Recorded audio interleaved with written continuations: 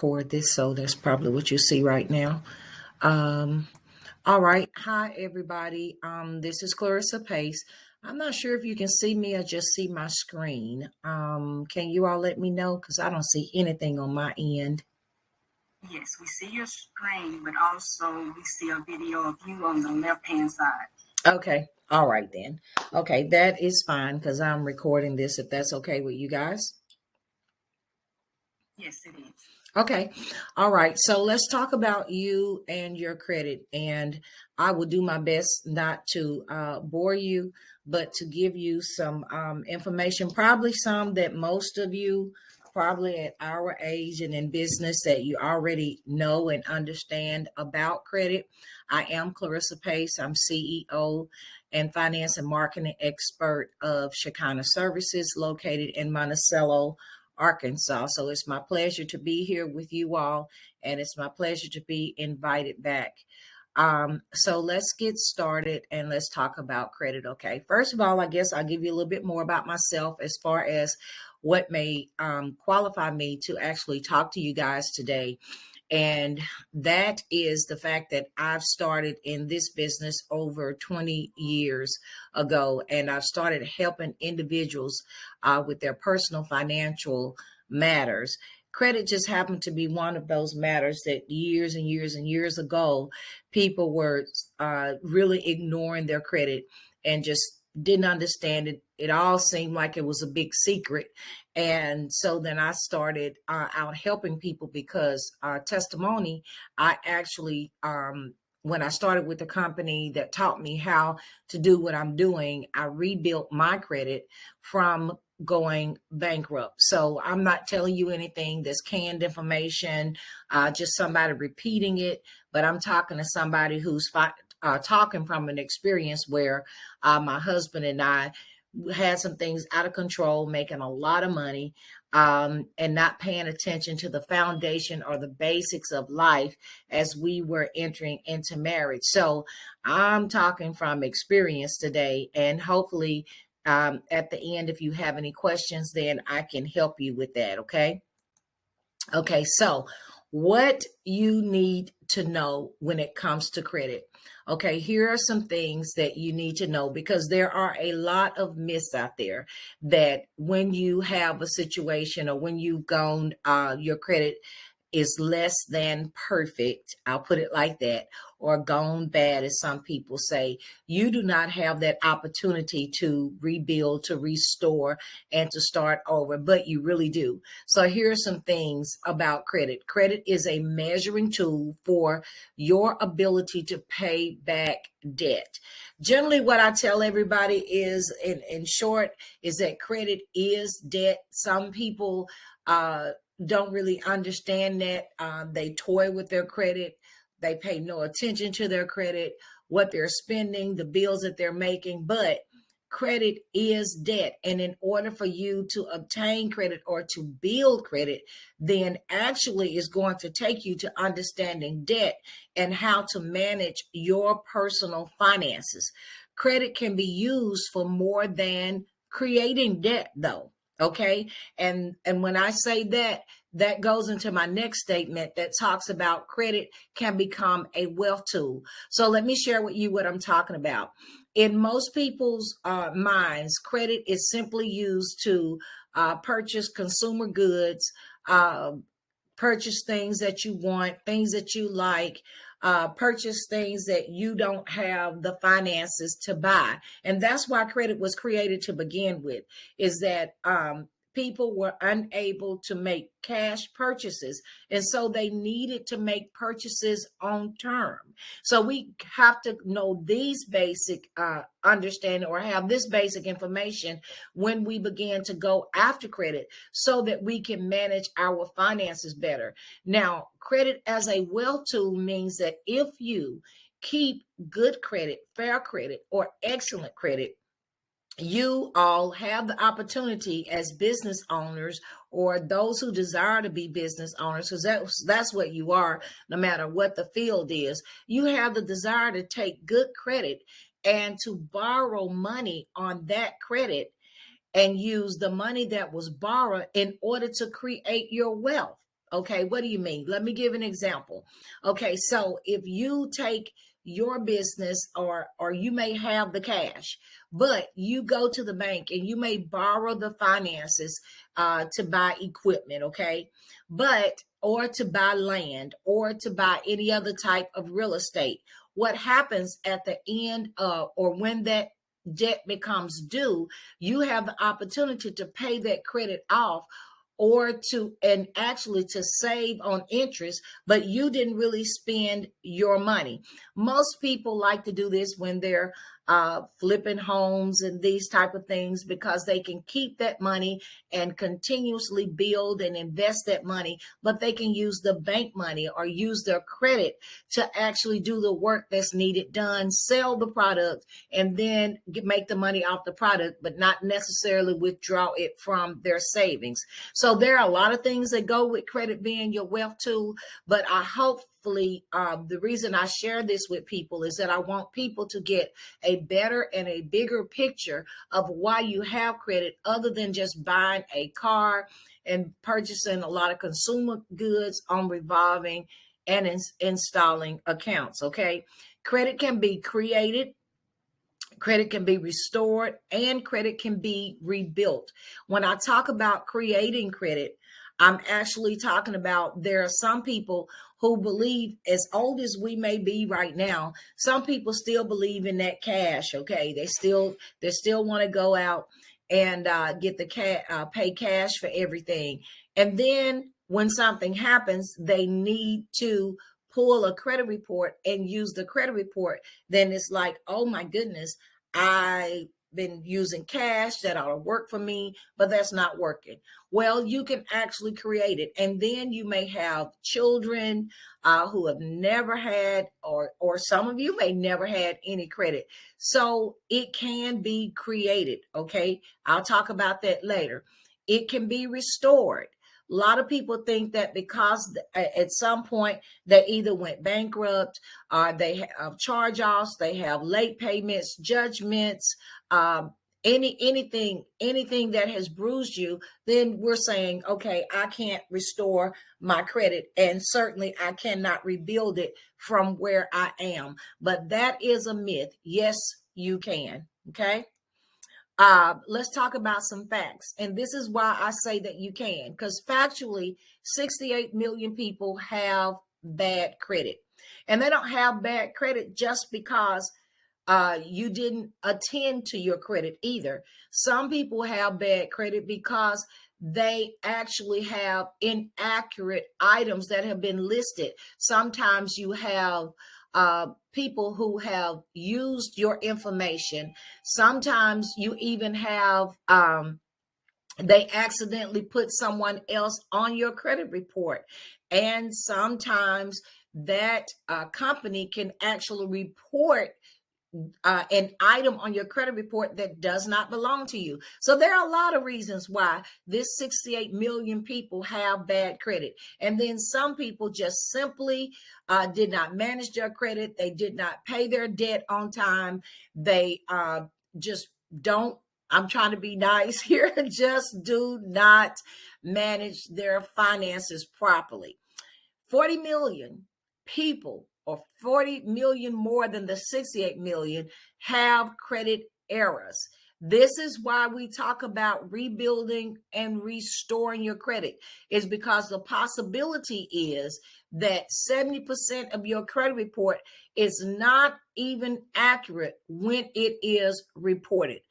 79% of those people who dispute the errors that they find successfully remove them, and they have that opportunity to rebuild their credit. So the final statement is, everyone needs good to excellent credit, and it is possible. So let's talk about what is a credit score. A credit score predicts how likely you are to pay back a loan on time. The scoring model is created from your spending trend for a score. So let's look at the scores and how it's rated. And let me tell you guys that within the last 5 years, there are other scoring systems that have started being used by companies that actually are there because it's a big business and they're there to make you feel bad. They're there to make your interest rate higher. They're there to make more money from you. So the best thing to do is get the best credit score that you can get, so that whatever scoring system you are using, whether it is FICA or Vantage score system, you actually have enough to get the best interest rate, the best purchases that you can make, and you can get anything that you need in the event that you don't have the cash to do it. So our best credit score is anywhere from 800 to 850. Excellent credit score is 750 to 799. Good credit is 700 to 749. Fair credit is 650 to 699. Poor credit is 600 to 649, and bad credit is 300 to 599. Now, will any of these scores stop everything or stop you from getting most things? Well, most things, but not everything.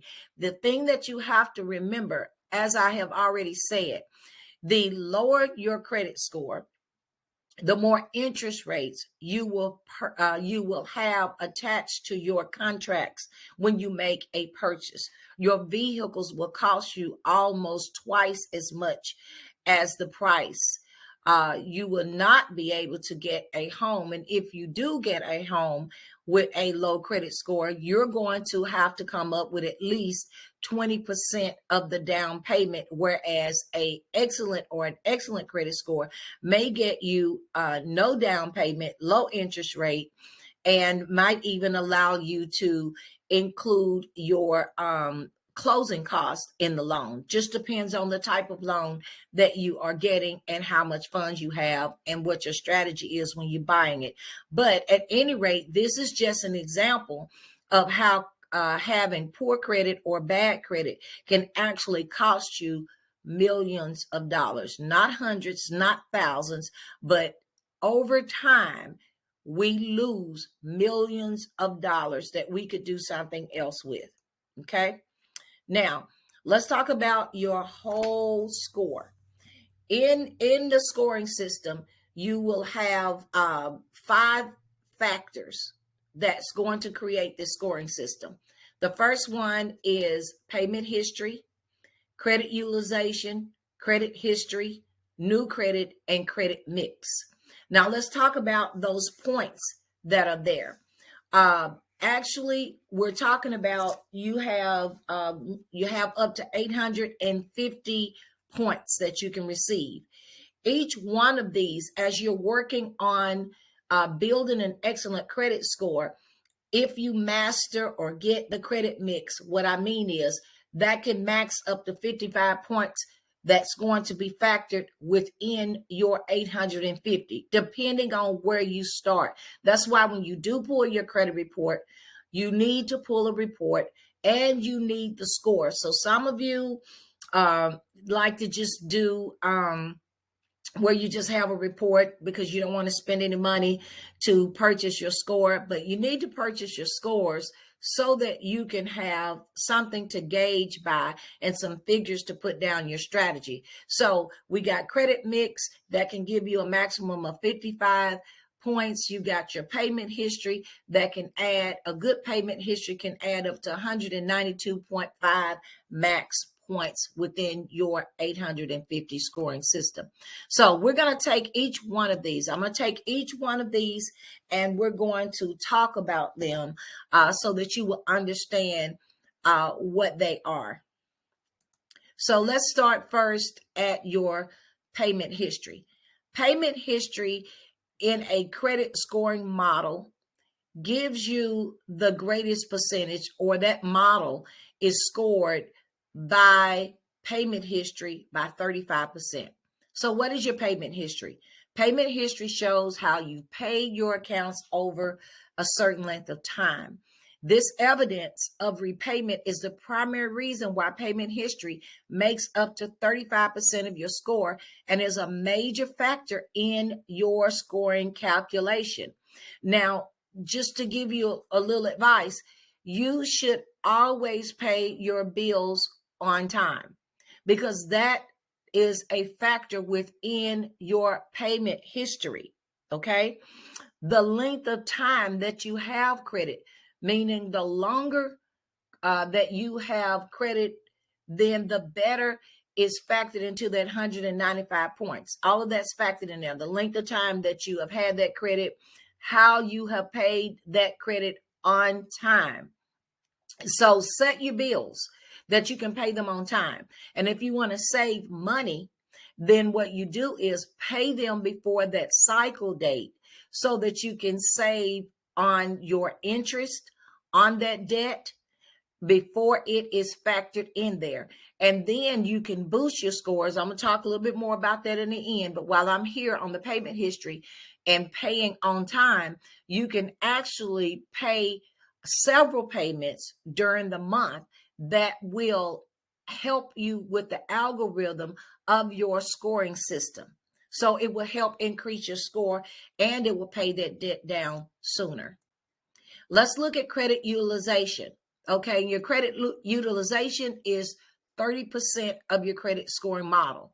Your total credit utilization ratio is the sum of all your balances divided by the sum of your card's credit limits. Let's talk about that. An example, if you have 2 credit cards, each with $1,000 credit limit, and you owe $500 on one and $250 on the other, your credit utilization ratio is 750 divided by $2,000, which will equal 37.5%. Okay. And we'll talk about your credit utilization. You want to keep it 30% or below.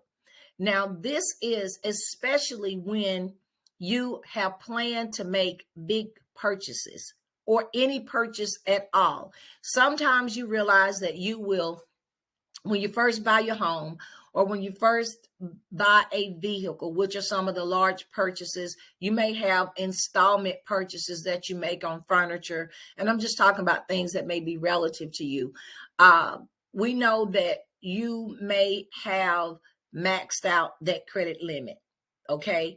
But your goal is, and that may cause a plunge in your score, but the goal is take the rest of the credit that you have, lower that what you owe on those credit cards and the others, and then you can still manage to have a pretty decent credit score until you can dump all of your finances into your larger purchases and pay them down or pay them off. Okay. Now let's look at credit history, which is 15%. Credit history is a record of your debts, payment history, and any public records. The longer your credit history, the better it is factored into your scores. It's almost a flip-flop between your payment history and your credit history, but this credit history is a sum of everything and how you have paid it and how many years you have been creating history or credit history. And that makes a difference. It's only 15% of it, but you can use this area as a great booster as well. This is why some people have thought that they could fix their credit by closing any of their debts. Well, what happened here is that's a myth. Do not close your accounts if you already have them, unless you are consolidating those accounts into another card that is possibly a prime card, and that card is a reward card, giving you some type of benefit because your scores are high enough to get those benefits now. So what happens is when people close their accounts, you close your history. You may even see a plunge if you just pay something off. The key is kind of sticky, but the key is putting things on a card and paying them off to keep them open. You also do not want the company to close them. After 6 months, at least 6 months, sometime a little longer, if you have not used your credit cards, then what happens is the company will automatically shut that card off and say, well, you don't need our credit. So you've got to manage this thing, and we'll talk a little bit more about that in my following slides. New credit. New credit is 10% of your scoring model. New credit is exactly what it sounds like. There are credit limits and loans that you apply for that you did not have before.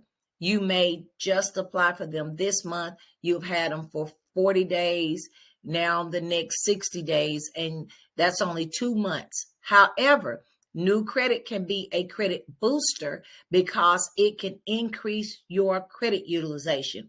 If you are the type person that says, well, I've been building my credit and my scores just stay at 615 or 620, I can't get it to move. More than likely, it's time for you to open new credit, because you're not going to move that algorithm, and you're not going to move that credit score, increase it, unless you can increase your credit utilization. And then everything else that goes within that scoring module now has a chance to be factored in, and you can begin to max out on those points that are available to you. Let's talk about credit mix, okay? A credit mix refers to the type of different credit accounts that you have. That's 10% of the scoring model. That is mortgages, loans, credit cards, etc. A healthy credit mix usually consists of both installment loans and revolving credit. If you have a mortgage, an auto loan, and 2 credit cards, that's generally regarded as a nice mix of credit that will help keep your score in good shape. In other words, you really don't have to have, in order to have a good credit score, you only have to have at least 3 open lines of credit. If you can start building that credit mix as such, not everything being revolving, but finding some installment credit, then hey, that's you can get a faster score doing that, mixing it, and then you're ready to make your large purchases like your mortgage. Okay, so I'm almost at the end, and then I can take some questions. So let's talk about building your credit score. Strategically build your credit score based on your personal financial condition. I'm going to stop right there. Sometimes people want to build after they have been bruised in their credit. They want to rebuild their credit. Well, there may be items listed as charge-off, collection items, medical, and so forth. And sometimes it is better to settle, not for scores purposes, okay? But it may be better to settle, number one, if you're trying to make a purchase real soon, okay? Because settlements does not increase your score. They just settle the debt. And hopefully these people do not sell your balance to a debt collection company and they come after you for the balance. So even if you were settling a debt, you want to make sure that you have that letter in hand, that that debt is done away with, and there are going to be no more collections on that debt. Another reason you might settle a debt is because you may need to leave it on your credit report instead of deleting that item. Why do I say that? Because if you delete it, it's just like I said a moment ago, you're deleting history. Okay? So you have to make a decision or know through a rescoring system how that will work for you. There's also different times of the month that you can pay a bill and your score will increase. You need to know what that is in order to recharge the algorithm where it can rebucket you in a different position where your scores increase. Okay. But nevertheless, when you're going to do those things, you know your own money situation. So you will have to make some decisions. It may take you saving towards getting that done. But by all means, do not pick up the phone and call anyone until you are in a good position to negotiate. Okay? Be patient with yourself. It didn't take you overnight to get there in bad credit. Sometimes it's not going to take you overnight to get out.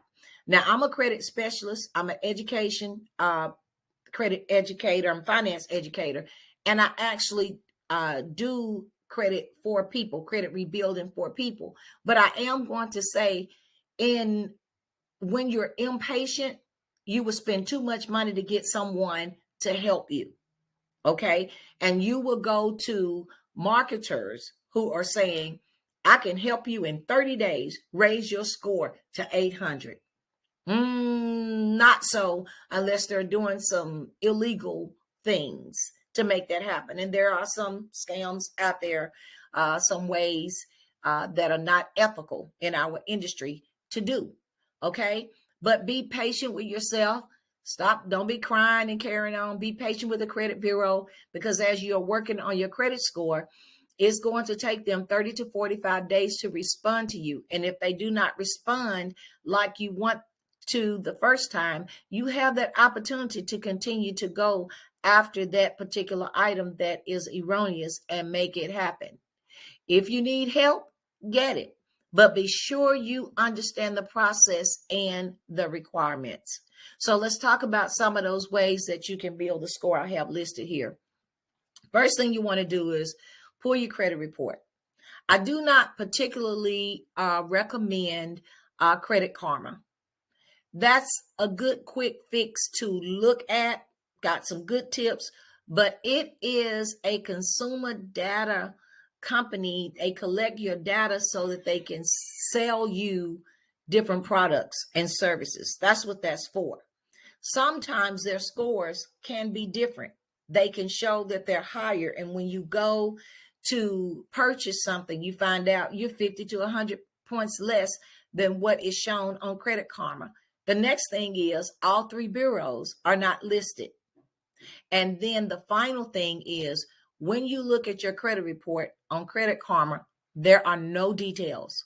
You need a consumer report that is going to give you full details so that you can study, which is my next bullet, analyze your scores, so that you can study every item on your credit report, because most likely it's going to be inaccurate. You have credit balances, you have high balance, you have payoff, you have comments that are on their statuses that's listed. According to FCRA, everything must be 100% accurate. If it is not, then it must be challenged one way or the other, because the inaccuracies can keep your scores low. Okay? Analyze your scores. See what it is that is making your scores go low, and then take care of it. Lower high revolving debt. Okay? That would be your credit cards. Don't max out your credit cards. If you're getting ready to go buy something, then then you got to put a strategy in place to lower those cards. Aim for at least 30% of the credit utilization or less. And people who have excellent credit scores generally are only at 7% of their utilization. This is going to affect your debt to income ratio, even if you were going to make major purchases on equipment and homes. Create a personal budget. Yes. A lot of people are in trouble with their credit because they mismanage their money. There is no written budget. So they go purchase things that they don't know that they cannot pay for on a monthly basis, regardless of how much you like it, how much you have made up all the excuses in the world that you've got to have that Rolls Royce. You may need to buy you a Ford truck or something a little less, so that until you get to where you can pay that monthly payment, you gotta budget, people. You got to budget. This will actually turn your credit score around when you start paying things off and paying things on time. That's your first step for anything. Most people think that it's deleting items on your report. No, it's not. It's how you take care of your money that's going to really change your credit score. This is just additional things that will help you. Dispute inaccurate line items. Okay. Obtain new credit. We just talked about new credit. And when we talk about obtaining new credit, it may include applying for secured credit cards or unsecured debt, whichever you choose. There are some people that says, hey, it's better to apply for a secured credit card. But you know that the secured credit card, you put your own money up and you spend off of it. Sure, if you have it. But if you have the opportunity to get an unsecured debt in the event that you don't have that cash flow, you can make that work for you as well. Ask for credit limit increases. Those of you that already have pretty decent credit, but you may not have 800, it may be because you didn't go in and ask them for an increase. An increase does not mean that you've got to spend it all. It just means that it helps your credit utilization decrease. So increase your credit limit. And then if you're doing well, companies, you will look up by email and they will have given you an increase because you're paying your bills on time anyway. Become an authorized user. Now, when you become an authorized user, that means that someone else is allowing you to use their credit. But the caution here is you want to use one, you want to see one that reports to all 3 credit bureaus, okay? Then you want to use credit that has good credit history and good payment. Make sure that everything that we looked at on the scoring model is factored into that person's credit card. Again, reporting to all 3 credit bureaus. Now, the final thing with being an authorized user is that doesn't mean that you use the card. Reassure these people, do not send you their credit card. Okay, this is not the same as co-payment. Okay, this co-borrow. I'm sorry, this is not the same. This is maybe a credit card. So possibly a credit card that somebody has used and it's in good condition. Consolidate your debt. That's another way of building your credit score. Consolidate your student loans. Every semester creates a new line item, a new debt for you. So that's going to decrease your credit utilization when it is deferred or forbear, right? So what you do is you go in and consolidate those. Then everyone that has been refinanced will show that the balances are paid off, paid on time. It closes it down, and there's a possibility of up to 100 points added to your credit score. Okay. Get credit for utility bills or rent. So there are companies that you can reach out to that will help you you report your rent if it is paid on time. Now, don't do this if you don't pay your stuff on time. Okay? Paying utilities. In the event that you have no credit score, this is what mortgage companies will not tell you. And some other items that can use this. Your utilities can become your credit. Yes. But make sure you pay them on time so that you can use that credit history from your utilities. And then deal with your collection items. You want to deal with your collection items. And when I say that, I don't pick up the phone and start calling them and make yourself or put yourself in a contract with someone. Let me explain that. When your debt, say you have a debt with JCPenney, when that debt is charged off, they will sell that debt to what we call a junk debt collector. That junk debt collector does not have a contract with you. Okay?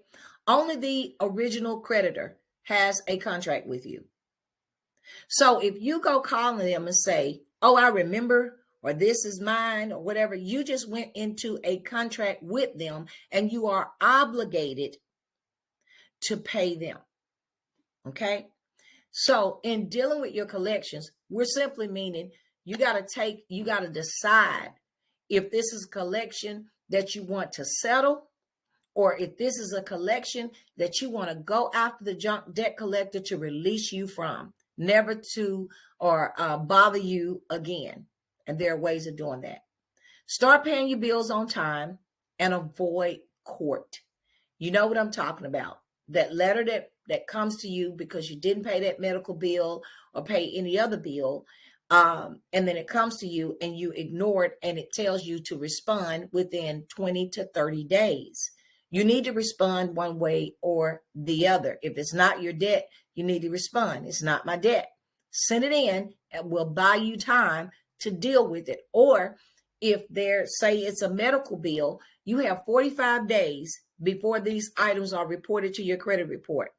Call them and settle it. Call them and pay it off. Sometimes it slips our minds. So take care of it before it hits your credit report, and then you're trying to actually get it. It's easier than having to go out there and try to get it deleted and then it come up again, because anything that you have deleted from your credit report can come up again. That's why you keep records of everything. When the credit bureau sends you responses, you want to keep them on file for a lifetime, because they can come back anytime. I've known people come back 13 years later and try to collect on a debt that's already been settled. Okay. This is pretty much the end of my slide to you.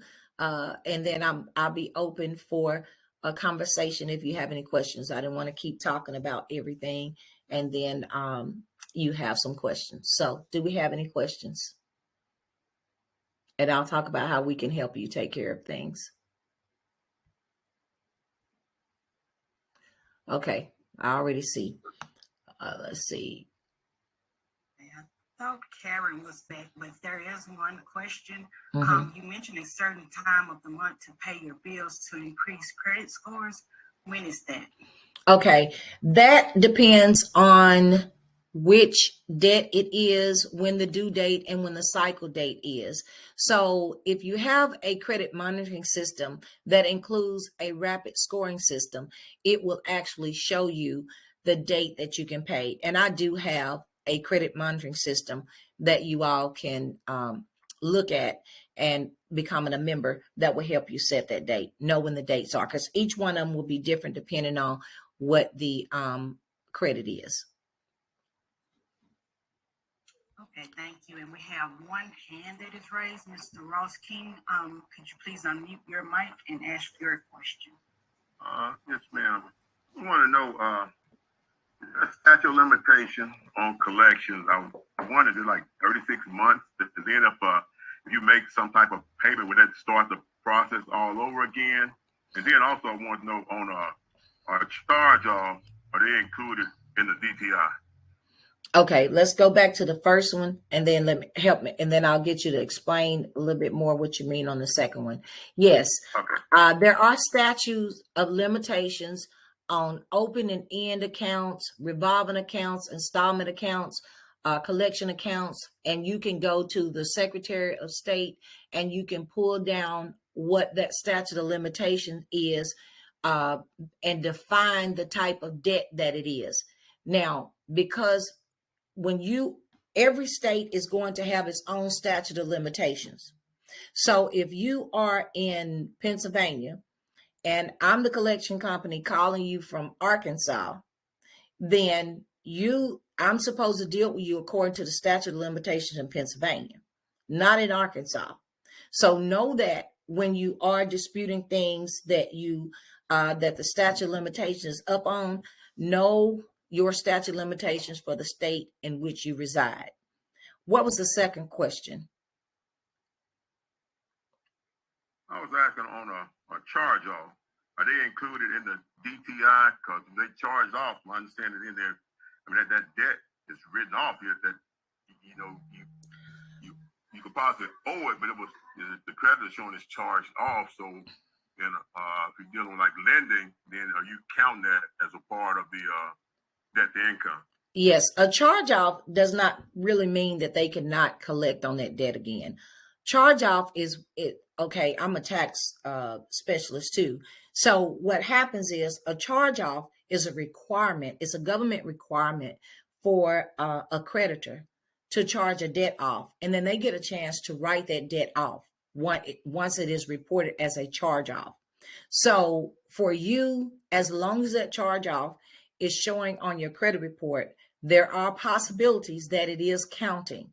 There are some things that you are purchasing that they will have so many that they will count, so many that they won't count. So it's going to depend on the company as to how they set their terms in order for that to count. But yes, a charge off is counting within the scope of the credit report and the scoring system. Yes, it is counting. So the best thing to do for a charge off, if you can, is to either let it age past the statute of limitations where you can dispute that way, or you can actually, if there's some inaccuracies, then you want to have it deleted because it's not going to help or hurt you. It's already hurt you. Once it goes to charge off, it's already hurt you up to 50 points. Next question. Thank you. There is one more question. Are you available to help with back tax repair under an extension? Oh, yes. Yes, I am. Okay. And then we just received another question. He also asked, can you pay an old debt? Does that restart the statute of limitations process where they can collect? Okay. So, actually, if you pay the old debt off, then you're done. Okay. And yes, you will restart the clock on there as far as it is listed on your credit report.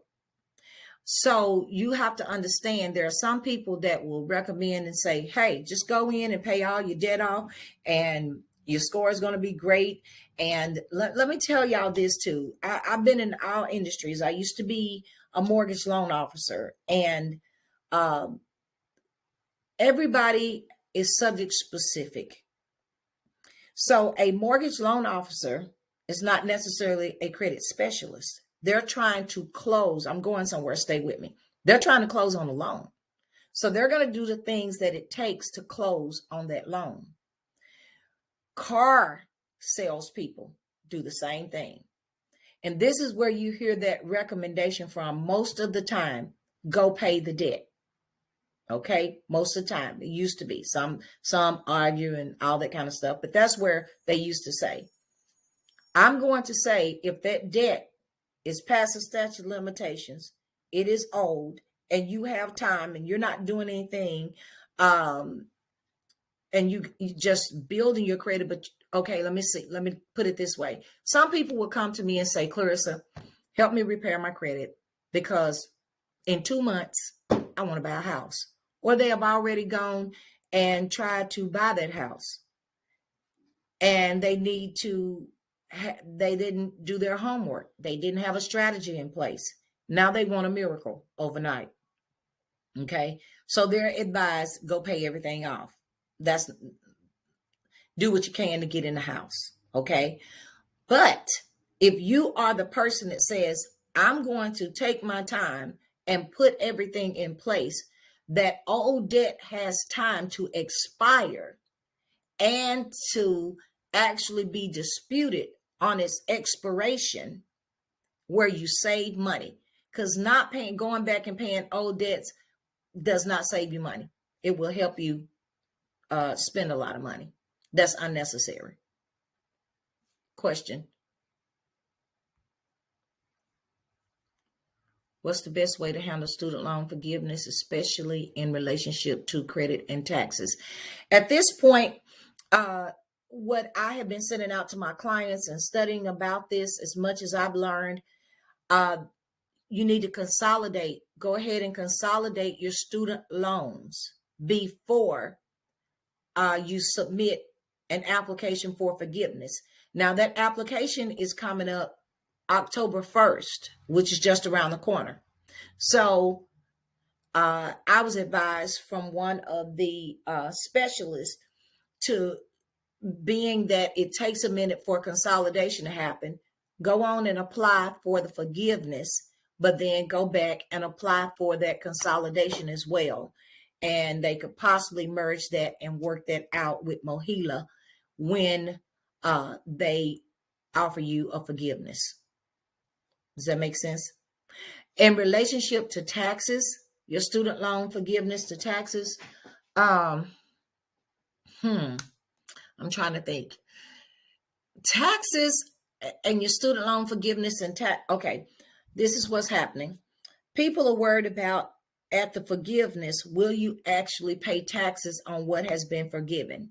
At this point, with the Biden administration, we're still waiting on some concrete, final Congress information that says you will not have to pay taxes. One information that we received said that you will not have to pay taxes on the amount that has been forgiven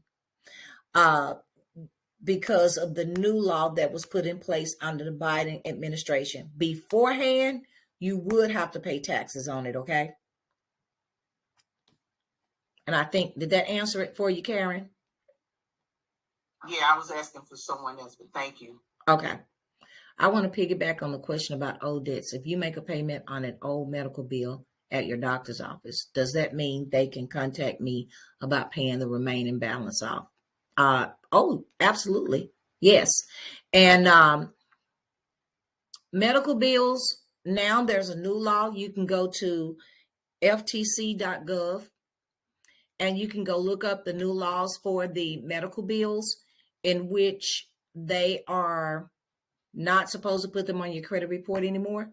But what they can do is, if you paid on that bill, now these are the ones that are sticky. I recommend paying your medical bills any way you can, because in Arkansas, Maxi Kaiser, almost everybody sends their bills to Maxi Kaiser. He doesn't play fair.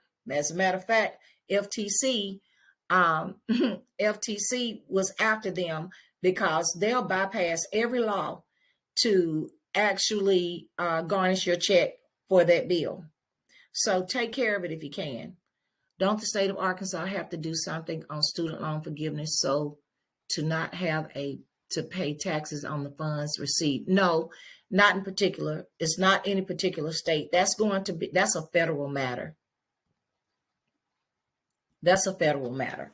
So anything that Arkansas does would be like any other state. Orders would come from federal. Okay. Any other? Okay. Thank you, Mrs. Pace. I don't see any other questions at this time. Would you mind putting your contact information in the chat box? Okay. Can I share with you that we do have for many people, there is they like to do this themselves, and that's fine, because I do have a full do-it-yourself credit restoration kit that any home can have, and the information is forever. It is top of the line, best that you can get, because it's equipped with videos, 605 letters, every letter that you can almost think of for your condition to rebuild, even including debt, paying down your debt schedule, all of that, money management system, everything comes with that program. It is a DIY program. No, you do not get a chance to call me and I educate or walk you through it, but you won't need me, because the videos are included, the letters are included, and they're so simple that all you're going to do is type in your information and then print the letter and follow the instructions that have been given you.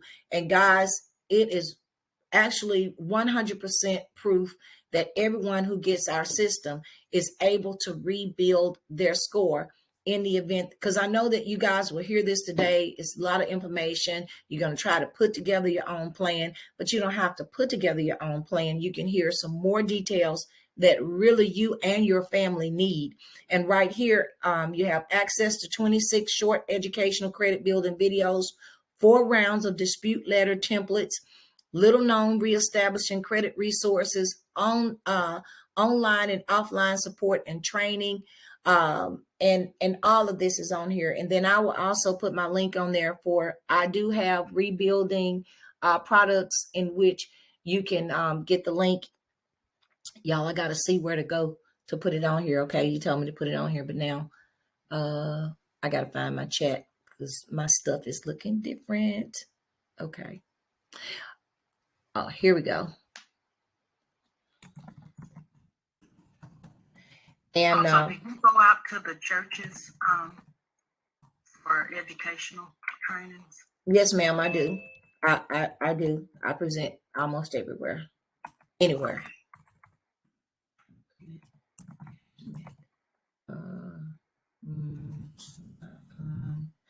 And then my number is 2. Okay. So you guys visit that, take a look at that so that you can actually help yourself, and you'll help yourself forever. It's only $99.99 one time. Okay, that's it. Thank you, Mrs. Pace. We appreciate having you here today. Thank you for having me. God bless. I think there's one more hand up. Okay. This Ross King. Okay. You can unmute your phone or your mic. Yes, I have one other question. I was glad to hear you mentioned about those car salesmen, because that's what they be after, just trying to make a sale. Some people say a lot of times if you pull your credit several times within a certain time frame, it possibly may act as only one pull. I want to get your thoughts on that. Okay, let me clear that up. If you, the consumer, pull your consumer report, then you can pull it as much as you want. It does not damage your score. However, if others pull your report, then yes, it's damaging to your credit score. It will lower your score at least 2 points every time it's pulled, and depending on how many times it's pulled. You have actually 2 questions. One is, how long does it take for something to come off of your credit report? Y'all, that's going to depend on the era and how you are. Okay.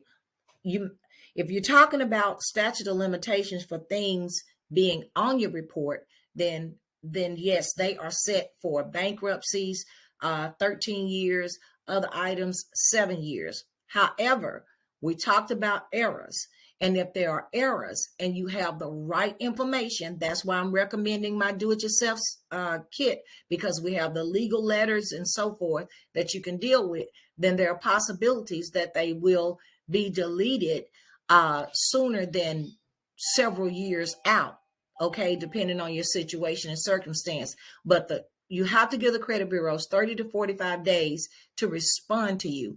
But there's no particular time I can tell you that it's not going to just drop off. Okay. You got to deal with your own credit system, because nothing, people will say, oh, they'll be surprised. They'll say, oh, that should have came off so and so and so and so.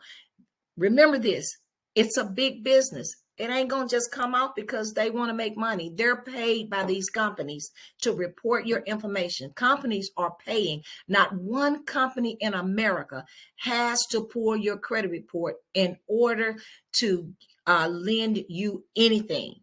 But it is a choice of theirs because they want to make money off you. And you just have to understand that.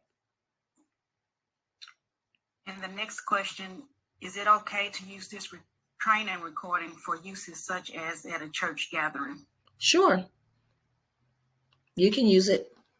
Just make sure you let them know who Shekinah Services is. But I think I got that on there. And how long? Okay, but how long should you keep your records for credit purposes? I would say forever, as long as you can. Because there was a situation that happened to where there was a person who went bankrupt. Student loans are not included in bankrupt, but somehow Sallie Mae dismissed the student loan. 13 years later, and it was actually on that person's credit report. 13 years later, when they went back to school, they were this came up.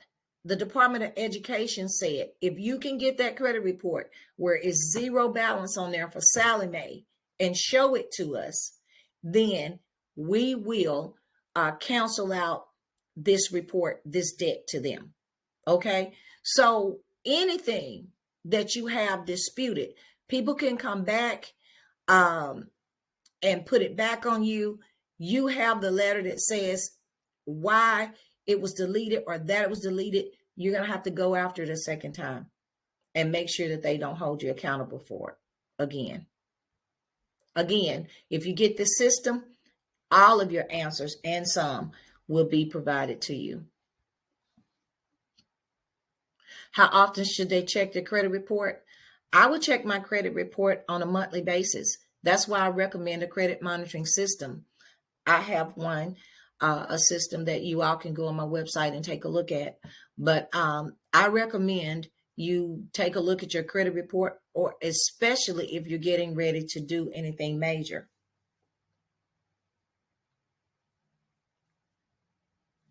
Okay. Okay, thank you, Mrs. Pace. All right. I'm sorry, there's one more question. One more question. Okay, we got about 4 minutes for your next one. What if someone has stolen your identity? Okay. What if somebody has stolen your identity? Well, there's a process that you have to go through if your identity has been stolen. You can go to CFP Bureau and they will actually have a process there in the event that, that your identity is stolen. Most definitely, you will have to lock your credit report to make sure that nothing goes on your credit unless you have signed a contract for it. But there's a long process to go through to get all of that done. For the participants that may be on the phone or cannot view your information, would you be willing to share your slides? Would I be willing to share my slides? Yes. No, ma'am, I'm sorry. It's just business. You can take the recording if you record it, but I would not share my slides. Okay, thank you. Mm-hmm. Could you give your website again so they can go to the website? Yes, Shekinah Services, SHEKINAH services.com, and my number 501-712-0652. And if you go to that one website, you can look up the different areas and it'll take you to my website for credit repair services. And again, thank you, Mrs. Pace. You did a great job on the presentation, and we look forward to having you again someday soon. All right. Thank you. God bless.